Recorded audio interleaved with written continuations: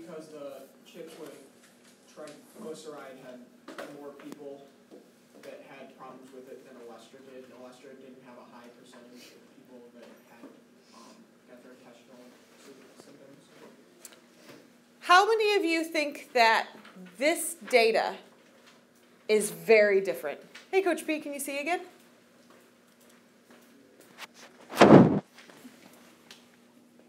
You're welcome. Do what I can. Freaking dog is sick. Oh no, I'm sorry. And I couldn't find my glasses yesterday. He's throwing up all over my house. Oh. We're going to see Mr. Lapshin at 9:30, but do this like your steps. Enjoy, guys. Hey, Coach P. Aw, Coach P. Well, you could all keep Coach P in your prayers today then. Just having a bummer day. That's no good. So, 17.6, 15.8. Close in value, far apart in value. How many of you vote close? How many of you are like, no, those are different numbers? If I got a 17.6 on a test, I'd be way happier than if I got a 15.8 on a test. How many of you are like, for real? How many of you just hit panic? You're like, yeah, 17.6 out of 18, maybe. So yesterday we started talking a little bit about standard deviation, right? And what that meant for scientists as we look at data. Did we talk about a p-value at all? Not yet. We said we skipped that parenthetical note because that's what you do. Encounter a parenthetical note that you're unfamiliar with, and you Skip it. Yeah, good technique, right? Somebody 7th hour was like, my English teacher told me to. They said you skip the things you don't know and then you go back and figure it out by context clue. How many of you went back and figured it out by context clue? Yeah, see, it's that second part after skip it where you have to work on.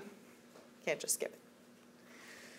So what we do here as scientists, when we look at peer-reviewed journal articles, we try and determine whether something is considered statistically significant. If this difference is great enough for us to reject the hypothesis or accept it. And one of the statistical analyses that we do is called a p-value. So I don't know that at this point in your careers I care that you know how to calculate a p-value. I don't care if you know how to calculate it. I do care that you know how to understand a p-value. Because anytime we read one of these together, they're going to give us a p-value for whether we should reject or accept our hypothesis. You'll learn how to do p-values. Let's see. You, my charming honors freshman, you will probably be about juniors when you learn p-values in statistics. Juniors or seniors, depending on the math that you take from here.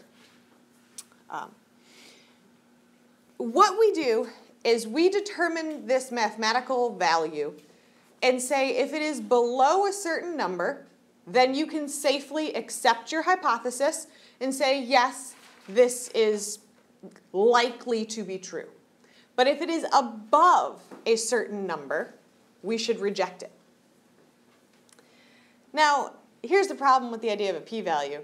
Scientists kind of pick and choose what p-values they're going to use.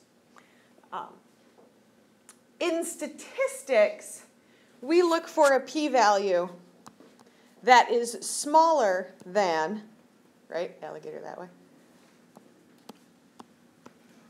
0.05.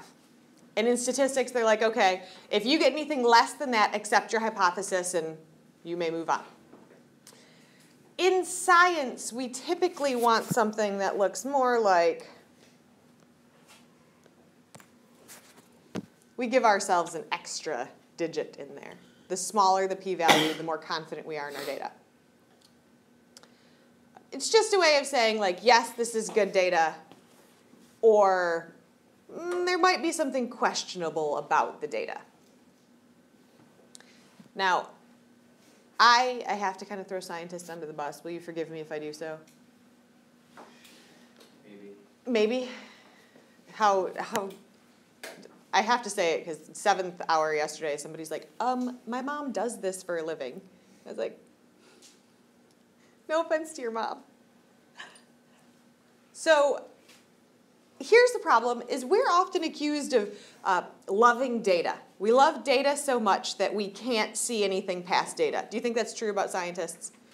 We do all this research, we collect all this math, we make all these graphs. All we care about is data, data, data. All we care about is numbers.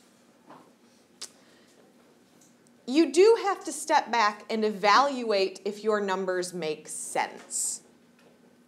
You have to look at the circumstances of this data and say, no, it doesn't fit, or yes, it does. So I'm going to ask you guys to flip to the last page of the article. And I'm going to tell you that the p-value associated with this article is small enough that we could find it to be compelling data. We could say, yes, it is true, Olestra and triglyceride chips, they cause the same amount of gastrointestinal distress. We like the p-value associated with it. It's a small p-value, awesome. But just above where the bibliography is, in the third column, I want you guys to practice your allowed church reading with the sentence that starts funding. All together, read that sentence out loud.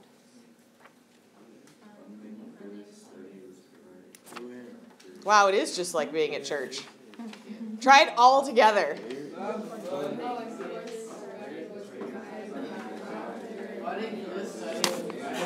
You're the guy who sat behind me on Sunday. You're the guy who sat behind me on Sunday, who was like a line behind on the Our Father. And I'm like, come on, guy. Get with the rest of us. Wait, why did I point out that sentence? Oh, you want to do one more time? Are you going to lead us? All right, lead us. 1, 2, 3, go. Funding for this study was provided by Procter & Gamble Company in Ohio. Why would that sentence make me question the p-value associated with this study? Why am I suddenly skeptical?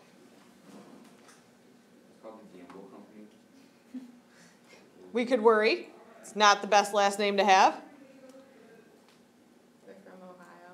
They're from Ohio, armpit of America. It's true. Since it's funded by a third-party organization, it could be a bias study. Why would Procter & Gamble be biased about Olestra? Procter & Gamble creates a lot of products, probably one of them that has Olestra or triglycerides. Procter & Gamble invented Olestra. It's the company who manufactures it. Would they have any reason to convince the American public to eat as much Olestra as they can? Yeah. So as scientists, is it our job to blindly accept data that's wrapped up so neatly with a pretty little bow and fabulous statistics? What should we always do, even after we have convincing data?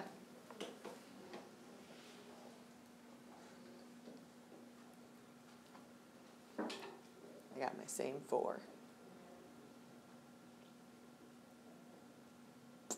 I'll take an answer from, oh, there we go.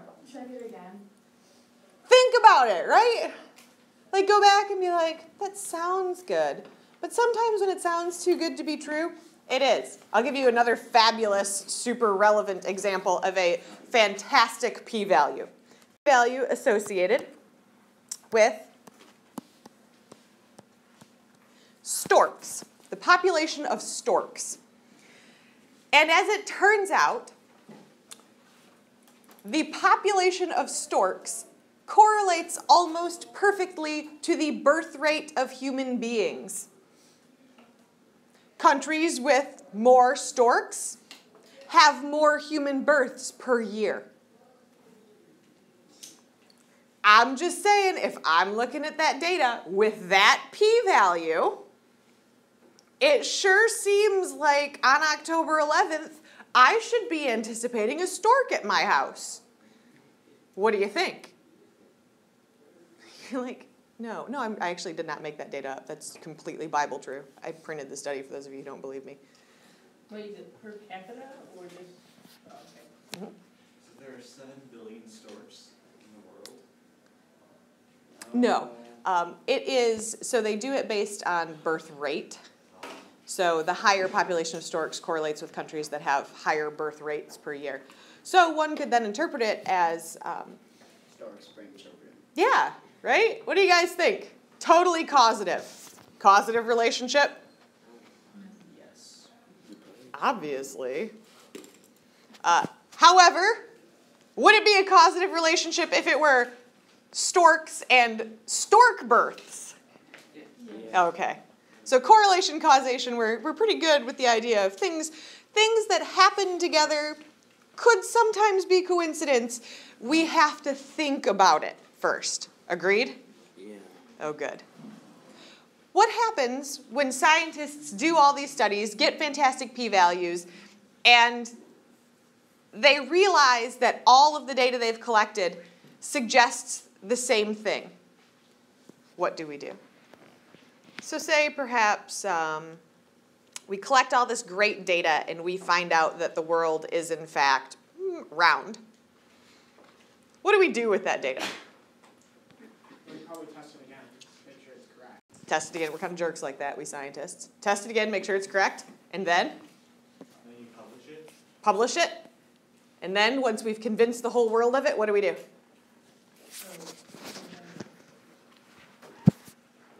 it.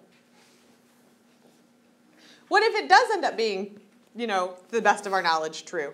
That like round world thing, are we going to undo that anytime soon? Why not? We have a lot of- Because satellites up in space proved it. Okay. Supported it, right? Those satellites have given us an adequate amount of data to support it. And then it becomes a theory. Agreed? Enough of all of this peer-reviewed journal stuff, enough evidence, enough compelling evidence, enough p-values, then we can go ahead and say, okay, that's a good theory. We like that theory. Do theories always stick? Can we take back theories? Good. Then you guys totally understand science. We're in a good place. How many of you are like, yes, I get the scientific method thing. We can do it. How many of you are like, it's slightly more complicated than somebody explained it to me in the past? No, that's okay. We'll let it go. You're smarter now. I never got what a theorem is, because I remember last year we learned the Pythagorean theorem, and they said it was like a theory that they think could be tested wrong, but never has been yet, so I never got that. I don't know that I've ever heard theorem applied scientifically. I've only ever heard it mathematically. But I will inquire with Mr. Murphy, because we've been comparing how much money we've been earning for this teacher homecoming court thing anyway, so it'll give us something else to talk about other than just like brutal competition. We don't really know, because while we discuss how much money we've been collecting, neither of us will forthright say. So we're doing like that really awkward like, how are you? How are things on your side? And not sharing.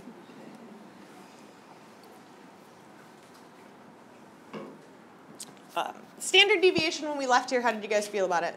Like kind of okay with it, kind of not okay with it? Kind of not okay with it?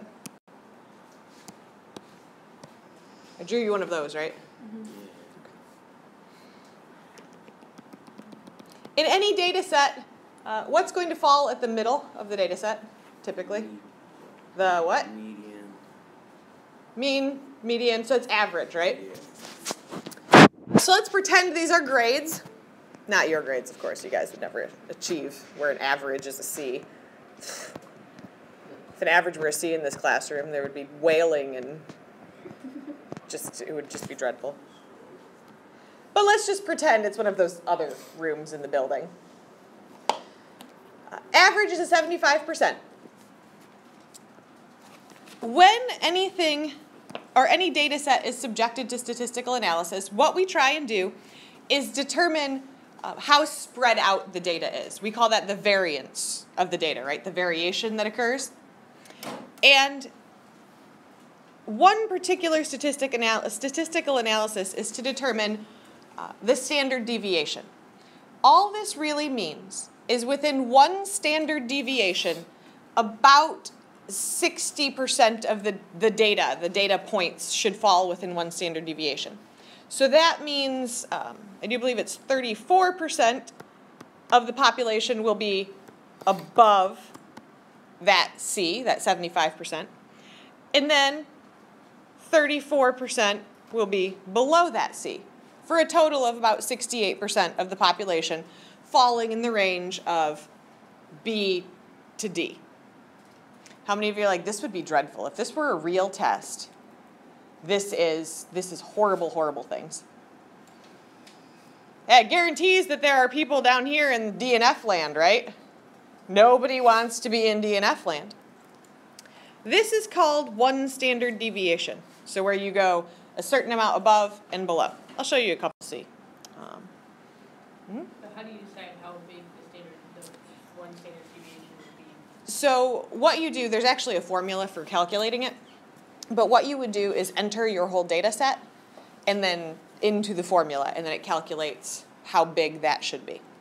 So let's see, yesterday in here we said, how old are you guys? 14? So if we were to make a bell curve with your ages on it, we have 14, right? 68% of the population is going to fall like really tightly right here. And then you have two statistical aberrants, right, in the room, 1 and 2. And we're going to be like way over here and way down here. So we would fall outside of one standard deviation. But you agree the variation in this classroom for the age, 14, would be like plus or minus a tenth of a year. Well, I was about to ask if there were any 13 to 15-year-olds in the room, but then I figured people who are 13 or 15 probably want to go unnoticed, right? Some of you are like, yeah, please don't look at me. I was 13 until September 17th. Congratulations. I was 31 until September 20th. So we're like almost birthday twins. But say I did this exact same thing. I tried to look at the data set of my grandma's old folks' home. Is it going to have a larger or smaller variance in the data? How old do you think the average person at my grandma's old folks' home is? 70. 70? 80-ish. 80-ish? 76. 76? 85. 85? 90? Truth be told, walking up and down those halls, I'd probably ballpark those people at maybe 80. But then that's just the average. We don't know who the youngest person is at my grandma's old folks' home, and we don't know the oldest person. Now, I'll tell you, my grandma just turned 99, so she's on the high end of that curve, right? The variance here is going to be much more spread out. So I'd say it'd be more likely to be like average age of the population at the old folks' home is about 68% of the population would range between 70 to 90 years old. See how I got that? We just subtract one standard deviation and then add a standard deviation to the average. So, does that make more sense? It's a spread of variation. It tells us how spread out our data is.